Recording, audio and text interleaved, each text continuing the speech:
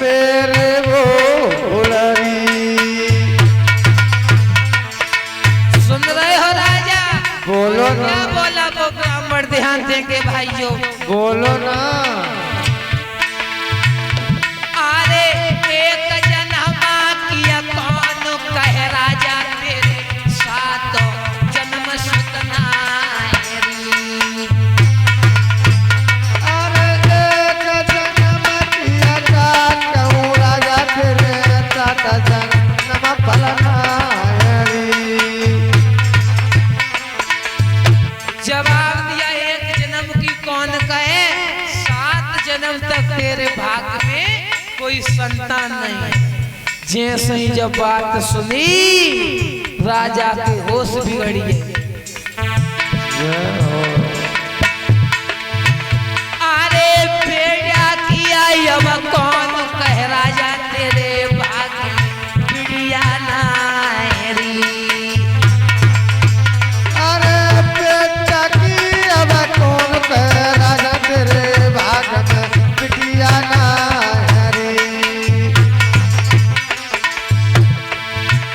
अरे इतनी बात सुनी राजा ने धरा मारे जमीन से ऊपरी।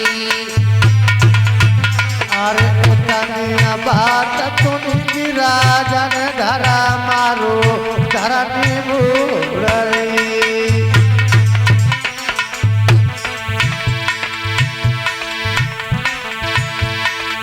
भैया सुनियो ध्यान लगा, मूड पड़ की दो है राजा और रानी अब कै समझाए प्रीतम प्यारे बलमा।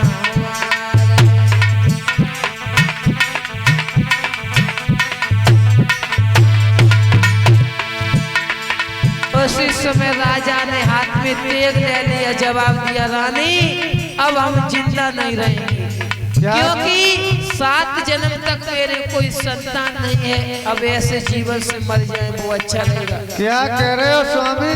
हाँ आप क्या कह रहे हो? हम ये कह रहे हैं अब जिंदा नहीं रहेंगे स्वामी।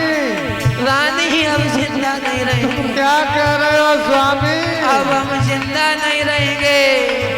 रानी। और रानी कहने लगी पिया बोलो ना।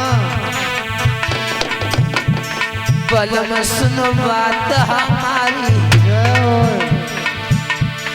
अरे बलम सुनो बात हमारी, तेरा तो हनियो मेरे नाथ। बलम सुनो बात हमारी, तेगा जो हनियो तेरे हाथ। बलम सुनो बात हमारी, तेगा जो हनियो मेरे हाथ।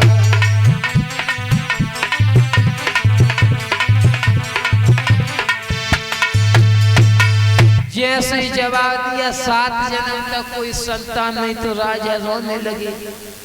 आज मैया धीरज बनाने लगी। जवाब दिया पिया पागल क्यों हो रहे हो, नादानों की तरह रो रहे हो तुम। आज अपने पिया को धीरज बनवाया। उसी समय महाराज देवराय भगवान का ध्यान लगा गए। जैसे ही भगवान का ध्यान लगाया उसी समय भगवान विष्णु का सिंहासन हिलने लगा। उसी समय बाबा नारद आ गए। जवाब दिया बाबा नारद से, ओ नारद बोलो ना। ये हमारा सिंहासन क्यों हिल रहा है? जवाब दिया है तुमको नहीं मालूम, एक लला के पीछे महाराज देवराय मंजलोक में आपका ध्यान कर रहे हैं। आपकी आस लगाए श्रीमान, और आप सिंहासन पर बैठे हो। जवाब दिया एक लला के पीछे। बिल्कुल। उसी समय भगवान विष्णु ने देरी नहीं की, महात्मा का रूप बनाया। भगवान विष्णु पहुंच गए राजा देवराय के पास में। जवाब दिया ओरे राजा क्या पागल हो गया है? जवाब दिया तुम्हें नहीं मालूम महाराज, मेरे